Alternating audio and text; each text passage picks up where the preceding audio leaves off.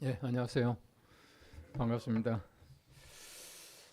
우리가 성경 말씀에서 제가 여러 번 얘기합니다만은 그 요셉이라고 하는 사람은 구약에 나오는 대표적인 예수님의 모형이다 하는 것입니다. 모형이라고 하는 것은 예수 그리스도의 이전에 예수 그리스도 보여주는 그런 삶을 살았다는 것인데 오늘 창세기 39장 말씀에 나타나고 있는 요셉의 모습은 한결같이 형통이라고 하는 단어를 많이 쓰고 있습니다. 형통이라고 하는 단어는 아주 우리들에게 필요한 단어이고 또 하나님께서 은혜 주시는 귀한 단어인데 요셉이라고 하는 사람이 형통했다라고 하는 말씀을 여러 번 반복해서 하고 있는데 요셉의 형통이 무엇이냐라고 하는 것을 통해서 우리의 형통함이 있기를 바랍니다.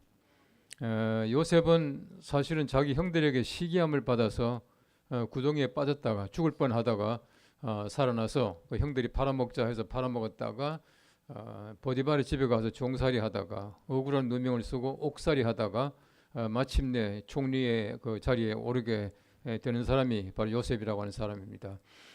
요셉이 구덩이에 왜 빠졌냐? 왜 죽을 뻔했느냐? 왜 죽을 뻔했어요? 왜 죽을 뻔했냐 하면은 살라고 죽을 뻔한 거예요.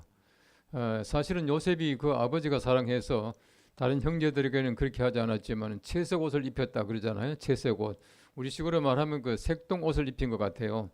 채색 옷을 입혔는데 형들이 그 옷을 벗겨요. 벗겨가지고 양을 잡아가지고 그 양을 그 피를 묻혀가지고 아버지한테 가져갔다. 그렇게 말하는데 요셉이 옷을 왜 벗겼습니까? 왜 벗김을 당했습니까?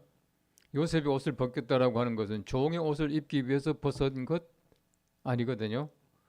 요셉이 옷이 벗겨진 것은 죄수의 옷을 입기 위해서 벗은 것도 아니잖아요. 여러분 그 당시 아시겠지만 그 당시에는 소위 말하는 종들의 옷이라고 하는 것은 사실은 주인이나 아니면은 일반인들 옷과는 전혀 다른 옷이었습니다. 그러니까 쉽게 말하면 종은 옷만 봐도 종인 것을 알 만큼 아주 누추한 그런 그 의복이었는데 사실은 그 옷을 입고 있다가 다시금 또 죄수복을 입고 있다가 마침내 이제 총리 옷을 입게 됩니다. 총리 옷을 입게 되는데 요셉이 채색 옷을 벗은 것은 종의 옷을 입기 위해서도 아니고 죄수복을 입기 위해서도 아니고 총리 옷을 입기 위해서 채색 옷을 벗은 거예요. 그러니까 어떤 면에서 볼 때 요셉이 종살이하고 옥살이하고 또 종의 옷을 입고 있다가 죄수복을 입고 있고 이 모든 것들이 또 하나님 앞에서 볼 때는 하나님은 그 형통하기 위한 그 하나님의 방법이었다 하는 것입니다.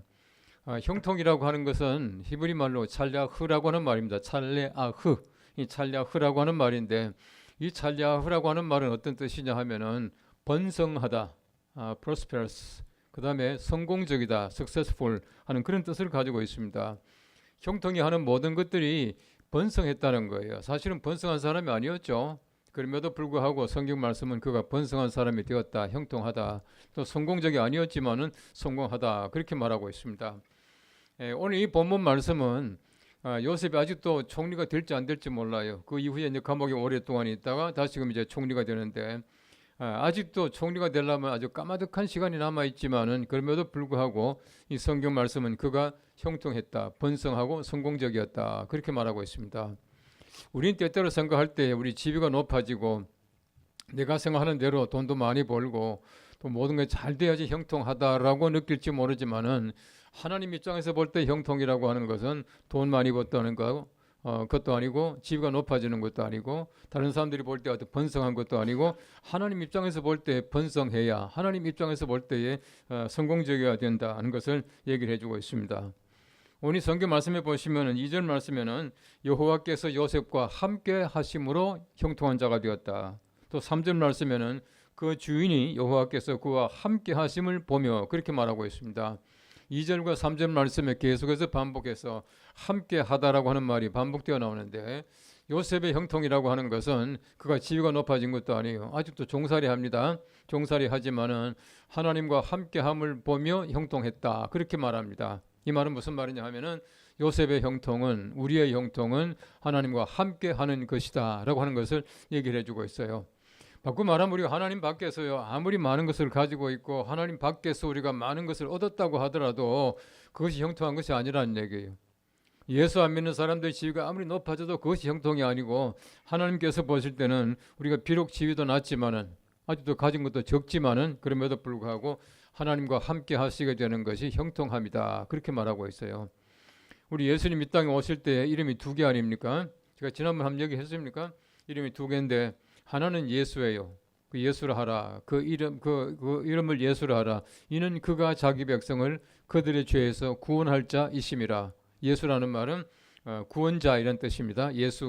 예수라고 하는 말의 뜻을 가지고 있는 구약 성경 말씀에 인물들이 참 많이 있습니다. 여호사밧, 그 예수와 또 여호수아, 여호람 뭐 이런 것들이 전부 다가 예수라는 말과 같은 뜻을 가지고 있는 이름들이에요. 간혹 우리가 그 중남미 사람들 그런 이름들 많이 가지고 있습니다. 디헤수스라는 이름 봤어요? 앞에 D 하고 그다음에는 그 지저스 그리고 이제 그 스페니쉬를 읽으면 디헤수스 아닙니까? 디헤수스인데 그 스페니쉬 쪽 사람들 그 중남미 사람들 이름 가운데는 예수 이름이 참 많이 있습니다. 그 성도 많이 있고요. 그래서 디헤수스 하면 JESUS로 쓰지만 이제 그 스페니쉬로 발음하면 헤수스 그러잖아요. 그래서 예수라는 이름이 많이 있습니다. 예수는 구원자이시다. 또 한 이름은 그의 이름을 임마누엘이라 하리니 이를 번역한즉 하나님이 우리와 함께 하시다, 함께 계시다 함이라 그렇게 말하고 있어요. 예수님이 두 가지 이름을 가지고 계시는데 두 가지 이름은 다른 이름 같지만 사실상 하나 이름이에요. 예수라고 하는 이름은 구원자이시고 임마누엘은 우리를 하나님과 함께함으로 말미암아 구원하셨다라고 하는 뜻을 가지고 있습니다. 우리가 잘 아는 대로 마태복음 28장 마지막 절에 보면은 다시 이제 하나님께서 우리와 함께 하시는 것이 쭉 나옵니다만은 임마누엘이 얼마나 중요한가 하는 것은 우리가 너무나 잘 알고 있습니다. 오늘 23절 말씀이 이렇게 말하고 있어요. 간수장은 그의 손에 맡긴 것은 무엇이든지 살펴보지 아니하였으니 이는 여호와께서 요셉과 함께 하심이라. 여호와께서 그를 범사에 형통하게 하셨더라. 그렇게 말하고 있어요. 이 말씀도 마찬가지로 이 간수장이 바로 이 요셉이라고 하는 사람이 하나님과 함께 하는 것을 보았고 또 그가 형통함을 보았다. 이렇게 말하고 있어요. 3절 말씀에 보시면은 그 보디발이 그 12대장이잖아요. 친위대장. 친위대장 같으면 요즘식으로 말하면 청와대 대통령실 경호실장이에요. 경호실장. 사실은 경호실장이라는 그 신분과 지금 요셉이라고 하는 종, 그 히브리 종이죠. 그것도 애굽 사람이 아니고 히브리 종의 신분이라고 하는 것은 천지 차이죠. 그 당시에는 물건에 불과한 바로 그런 존재였습니다만은 그럼에도 불구하고 하나님께서는 그를 형통하게 했다. 그렇게 말하고 있습니다. 오늘 성경 말씀 보시면 참 재밌는 말이 나오는데요. 형통한 자가 어떻게 됐다고? 형통한 자가 되었다 그렇게 말하고 있어요. 형통한 자가 되었다라고 하는 말은 수동이잖아요. 사실은 요셉이 자기가 형통하게 된 게 아니에요. 내가 잘했어가 아니라 하나님께서 그를 형통하시게 했는데 요셉은 형통한 자가 되었다 그렇게 말하고 있어요. 학자들은 참 재밌는 그 시제를 얘기합니다. 시제, 그 텐스 시제, 그 과거 현재 하는 시제요. 시제를 얘기하는데 이런 얘기를 미안합니다. 태 수동태, 능동태 하는 태를 얘기하는데 재미있는 얘기를 합니다. 우리 성경 말씀에 나오는 모든 말씀들은 사실은 수동태도 능동태도 아니고 수동적 능동태이고 능동적 수동태이다 그렇게 말하고 있어요.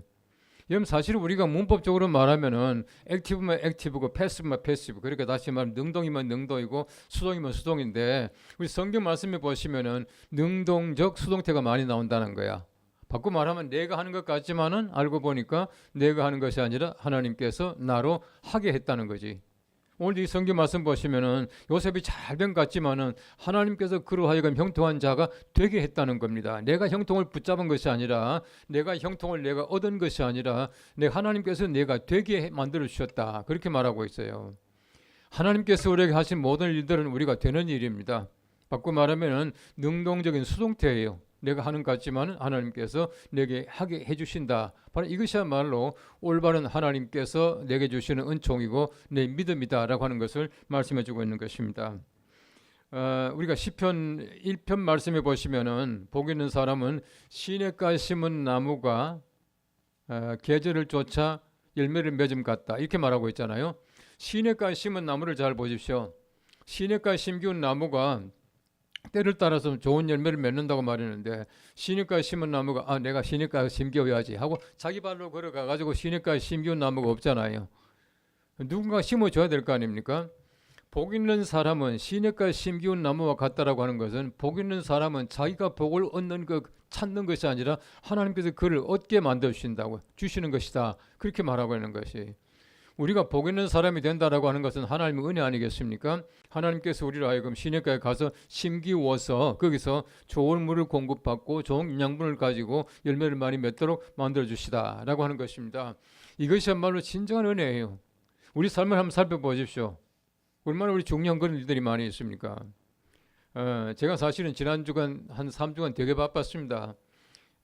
사실은 많이 바쁜 게 지난주 잠깐 얘기를 했지만은 3주간 연속으로 다른 그 지역에 가서 부흥회를 하고 왔거든요. 부흥회를 하면은 보통 설교도 말이죠. 우리 그 교회에서는 한 30분, 어제 그 하나 목사님 보니까 35분 설교 뭐 이렇게 얘기합디다마는 그 부흥회 가면 보통 1시간 10분 하잖아요. 저 같은 경우는 거의 1시간 10분 내지 15분 하는데 제가 말이 얼마나 빠른지 다른 사람은 1시간 반 하는 것만큼이에요. 예. 제가 한번 어제 용인 세브란스 병원에 가서 설교했더니만 교목 목사님이 마지막에 나와서 우리 이 목사님께서 1.5배속으로 설교해 주셔서 많이 들었습니다. 그러더라고. 제 말이 빠른데요. 좀 천천히 해보려고 해도 천천히가 안 돼요. 천천히 하려고 하면 말이 꼬여가 더 안 돼. 그러니까 내식으로 해요. 어쨌든 보십시오. 제 이 1.5배속으로 1시간 10분 해보세요. 다른 사람 1시간 반 하는 것만큼 길죠. 그렇게 해가 3주간을 연속한 거야. 더더구나 지난주일, 어제 말고 이제 지난주일은 대구 제일교회 가서 또 설교를 했거든요. 설교하고 또 여기 왔다가 또 오후에 부산 또 내려갔잖아요. 그 참 감사한 거는요. 아프질 않아. 갔다 와도 쌩쌩해. 오늘 아침에도 제가 새벽에 2시에 일어나가지고, 물론 일찍 잤습니다. 몇 시에 잤냐면 한 8시 반쯤 잤어요. 2시에 일어나가지고 또 막 제가 요즘 글 쓰는 게 있어요. 그건 뒤에 여러분들이 알 겁니다. 막 글 쓰다가 또 새벽 4시 10분에 나가서 동네 한 바퀴 운동 다 하고 샤워하고 그러고 나서 나왔는데 여기 도착하니까 6시 15분이었어요. 예. 근데 안 아파요. 얼마나 감사합니까?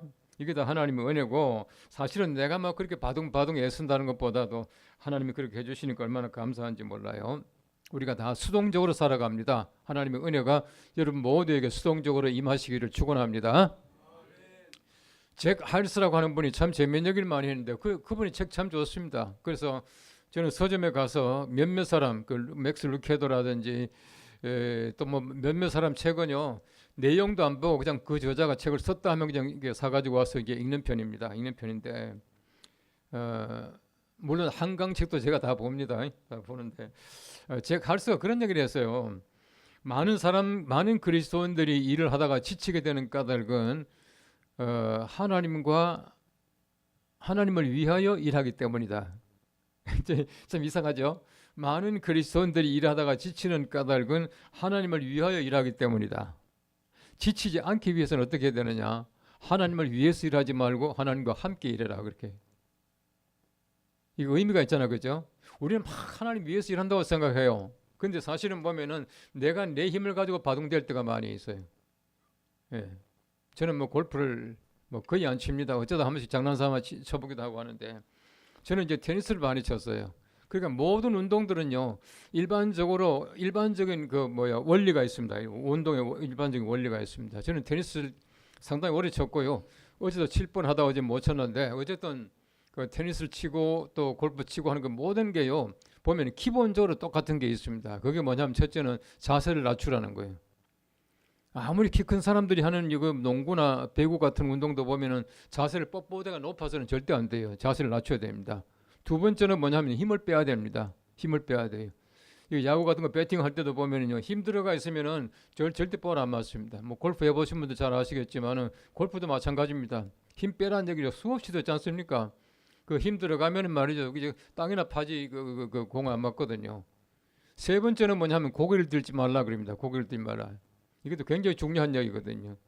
저는 이 세 가지 기본적인 법칙이 모든 운동에 전부 해당되는데 이것이야말로 우리 삶의 법칙이라고 봐요. 운동이 아니고요. 우리 삶의 법칙이야. 또 특히 저는 목사로서 볼 때는요. 우리 목회의 가장 기본적인 법칙이 바로 그겁니다. 힘도 빼야 되고요. 자세도 낮춰야 되고 고개를 들지 말아야 되고 이러면 목회는 되거든요. 되게 사람들이 보면은 힘 들어가 있다가 실패하고요. 힘 들어갔으면 팔도 부러지고 이거 다쳐요. 잘 알지 않습니까? 그러니까 우리가 쉽게 말하면은 우리가 항상 내가 말이지 막 하려고 바둥바둥 애쓰는 게 아니라 하나님과 함께 일하게 되면은 항상 성공적이 될 수가 있다라고 하는 것입니다. 여러분 성경 말씀 보시면은 창세기 5장 말씀 보십시오. 창세기 5장 말씀 보시면은 흔히 우리가 말하는 19조 오래 사는 사람들, 뭐 아담부터 해가지고 쭉 보면 막 900 몇 세 살고 이러잖아요. 969세 무드셀라를 살고 했는데 그 가운데 보면 에녹이란 사람이 등장해요. 에녹은 365년을 살았거든요. 365세를 살고 그가 하나님과 동행함으로 하나님께서 보이지 않겠다 데려갔다 그렇게 말하고 있어요. 다시 말하면 969세를 살았던 무드셀라보다도 에녹이 더 오래 살아요. 지금도 살고 있잖아요. 안 죽었거든요. 안 죽고 올라갔으니까. 그러니까 어떤 면에서 볼 때에 하나님과 동행하는 사람들이 가장 오래 살아요. 하나님과 함께 살다가 그냥 우리가 하나님께 들려 올라가면 제일 오래 살거든요. 그런 면에서 볼 때 우리가 함께 한다고 하는 것이 얼마나 형통함인가, 얼마나 성공적이고 얼마나 번성함인가 하는 것을 너무나 쉽게 알 수가 있습니다. 오늘 성경 말씀 보시면은 여호와께서 그의 범사에 형통하게 하셨다 그렇게 말하고 있어요. 범사가 뭡니까? 모든 일에 요셉은 형통했던 거예요. 요셉 보십시오. 범사라고 하는 것은 지금 종살이 하고 있잖아요. 지금 현재는 종살이 하고 있습니다. 종살이 하고 있는데 성경 말씀 말하기를 범사에 요셉이 형통한 사람이 되었다. 바꿔 말하면 지금 종살이가 형통하다 그렇게 말하고 있어요. 지금 종살이가 형통한 거예요. 조금 있으면 이제 옥살이 할 겁니다. 옥살이 자체도 범사에 형통하니까 형통하다 그렇게 말하고 있는 거예요. 우리가요 하나님과 함께 하게 되면은 옥살이든 종살이든 겁날 것이 없지 않습니까? 뭐든지 형통합니다. 뭐든지 형통해요. 이제 우리 식구들이니까 제 자랑은 아니고요. 제가 2008년도에 장로신학대학교 총장으로 선임되었잖아요. 저는 간다고 이력서 낸 적도 없어요. 이력서 낸 적도 없고 나는 뭐 갈 생각도 없었는데 이사회가 저를 총장으로 선임해가지고 오래요. 저는 사실 가려고 그랬어요. 가려고 그랬는데 그때 우리 오늘 목사님이 총회장 막 될 때 그때입니다. 부총회장 때입니다. 그런데 제가 이제 총회장 간다니까 이제 같이 일하자고 제가 서기로 이게 머릿속에 이제 구성을 하고 있다. 제가 간다니까 막 화를 내더라고요. 서기 누가 하고 네가 가노 그러면서 막 화를 내더라고요. 그래서 저는 간다 그랬죠. 우리 교회 당회에서도 저는요 장로신학대학교 총장으로 갈까요 말까요가 아니고 갑니다. 사표 받아주시오라고 했어요. 그게 끝까지 안 받아주더라고.